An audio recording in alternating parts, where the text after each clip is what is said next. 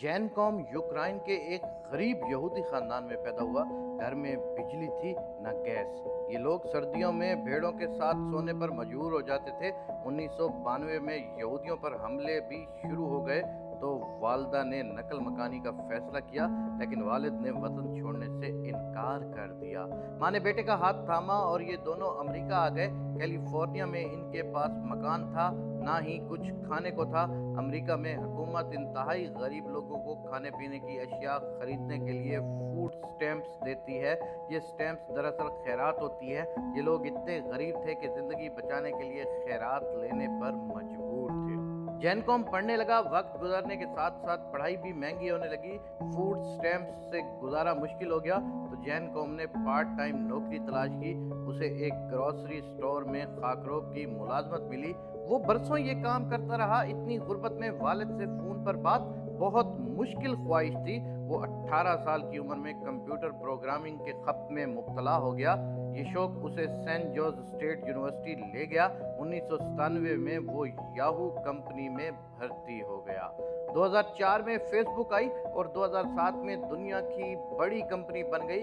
जैन कौम ने फेसबुक में अप्लाई किया, लेकिन फेसबुक को इसमें कोई पोटेंशियल नज़र ना आया और उसे नौकरी ना दी। वो मज़ीद 2 साल याहू में रहा। इस दौरान उसने थोड़े थोड़े पैसे जमा करके आईफोन खरीदा।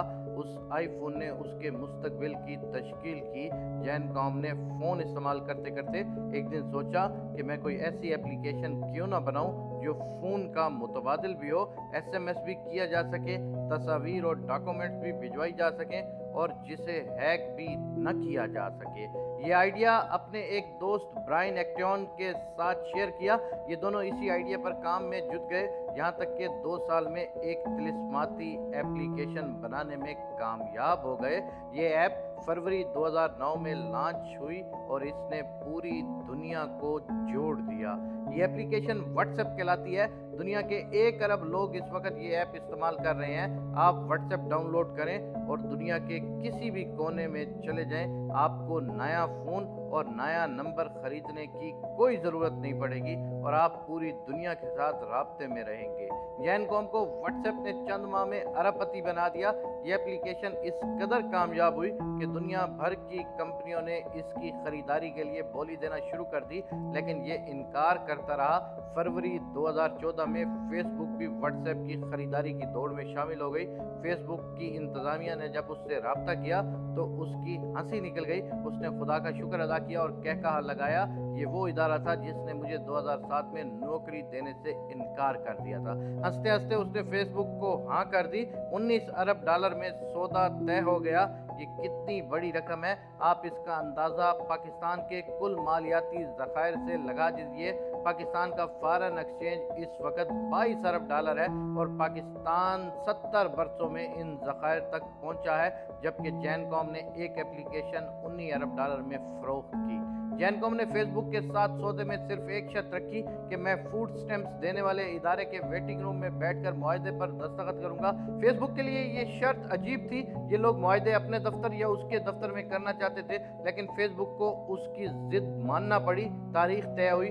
फेसबुक वाले फ्लाई सेंटर पहुंचे। वो वेटिंग रूम के आखिरी कोने की आखिरी कुर्सी पर बैठा रो रहा था। वो क्यों ना रोता, ये वो सेंटर था जिसके इस कोने की इस आखिरी कुर्सी पर बैठकर वो और उसकी माँ घंटों फूड स्टैम्प्स का इंतजार करते थे। ये दोनों कई बार भूखे पेट यहाँ आए और शाम तक भूखे प्यासे यहाँ बैठे रहे।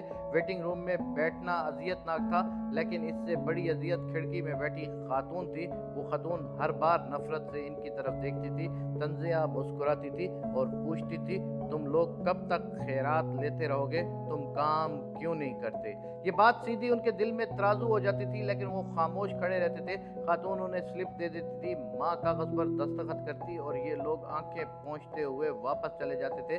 वो बरसों इस अमल से गुजरता रहा। चुनाचा जब कामयाबी मिली तो उसने अपनी ज़िंदगी की सबसे बड़ी कामयाबी इसी वेटिंग रूम में मनाने का फैसला किया। उसने 19 अरब डॉलर की डील पर फूड स्टैम्प्स के इंतज़ार में बैठे लोगों के दरमियान बैठकर दस्तखत किए, चेक लिया और सीधा काउंटर पर चला गया। फूड स्टैम्प देने वाली खातून आज भी वहां मौजूद थी। जैन ने 19 अरब डॉलर का चेक उसके सामने लहराया और हंसकर कहा, आई गॉट अ जॉब, और सेंटर से बाहर निकल गया। ये एक मुफ्लिस مخلص غریب الوطن کے عزم اور ہمت کی انوکھی داستان ہے، جو ثابت کرتی ہے کہ آپ ڈٹے رہیں، محنت کرتے رہیں تو بالآخر کامیابی آپ کے قدم چومتی ہے۔